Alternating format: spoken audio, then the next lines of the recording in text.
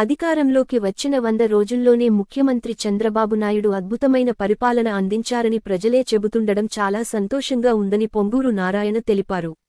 నెల్లూరు నగరం 48వ డివిజన్కు విచ్చేసిన మంత్రికి స్థానిక నాయకులు అడుగడుగునా శాలువాలు, పూలమాలలతో సత్కరించారు.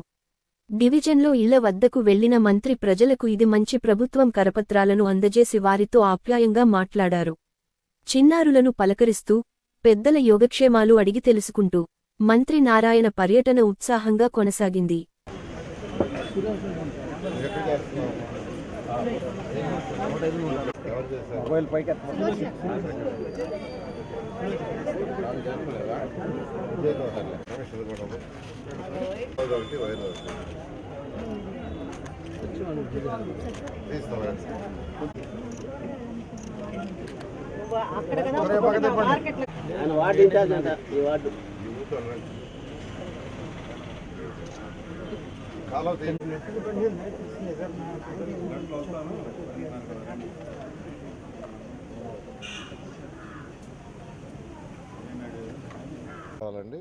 ఈరోజు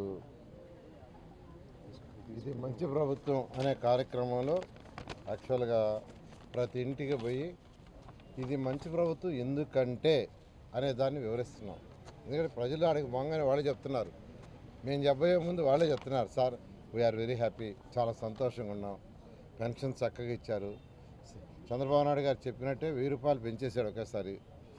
జగన్మోహన్ రెడ్డి అయితే ప్రతి సంవత్సరం 250 పెంచాడు, కానీ చంద్రబాబు నాయుడు గారు ఒకసారి పెంచారు. 3 నెలలు అరియర్స్ ఇస్తా అన్నాడు, మేము నమ్మలా, కానీ మొదటి నెలలో 7000 రూపాయలు ఇచ్చారు. అంతేకాకుండా 1వ తేదీ ఆదివారం వస్తుందంటే ముందు రోజు ఇచ్చాడు. ఇలా వాళ్ళే చెప్తున్నారు. ఆ వృద్ధులు కావచ్చు, వికలాంగులకైతే 3000 నుంచి 6000 చేశారు. ఎవరైనా పెరాలసిస్ వచ్చి బెడ్ మీద ఉండి అటెండర్ సపోర్ట్ కావాల్సి ఉంటే వాళ్ళకి 15000 చేశారు. ఇది ఒక విజన్ ఉన్న నాయకుడు చేసే పని. అంటే ఒక పక్క డెవలప్మెంట్ చూస్తూ రెండో పక్క సంక్షేమం కూడా.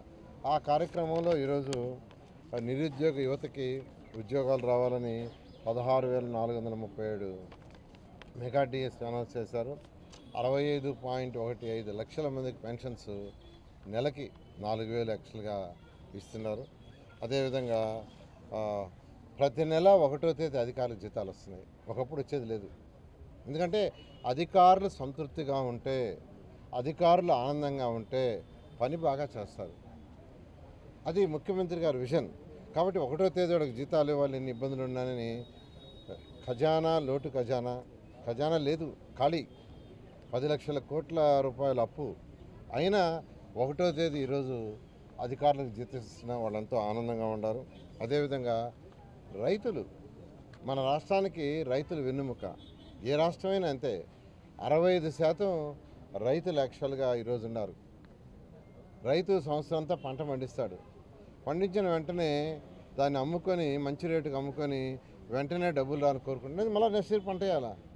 కానీ గత ప్రభుత్వం 1452 కోట్లు వాళ్ళకి బకాయిలు పెడితే ముఖ్యమంత్రి రాగానే ఇవ్వటం జరిగింది. అదేవిధంగా అన్నా క్యాంటీన్స్ మీకు అందరూ తెలుసు, మీరు అందరూ కూడా భోంచేశారు. చక్కటి అన్నా క్యాంటీన్స్ 2,25,000 మంది రోజు భోంచేస్తుంటే వాటిని మూసేశాడు. అయితే ఈ ప్రభుత్వం రాగానే 175 అన్నా క్యాంటీన్స్ యాక్చువల్గా ఓపెన్ చేసాం. మొత్తం మున్సిపల్ ఏరియాలో 203 ఉంటాయి. రూరల్ ఏరియాలో కూడా 200 అన్నా క్యాంటీన్స్ త్వరలో, అంటే ఒక 3-4 నెలలు యాక్చువల్గా అవి కూడా ప్రారంభించారు.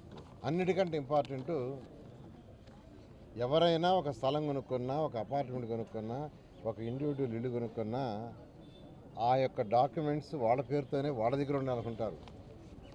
కానీ జగన్మోహన్ రెడ్డి దానికి వ్యతిరేకంగా ల్యాండ్ టైటిల్ యాక్ట్ అని తీసుకొచ్చారు. అంటే మన దగ్గర ఉండవు, అవన్నీ గవర్నమెంట్ దగ్గర ఉంటాయి. అవసరమైతే దాన్ని అప్పుగా పెట్టుకోవచ్చు, వరల్డ్ బ్యాంక్ దేనికో దానికి.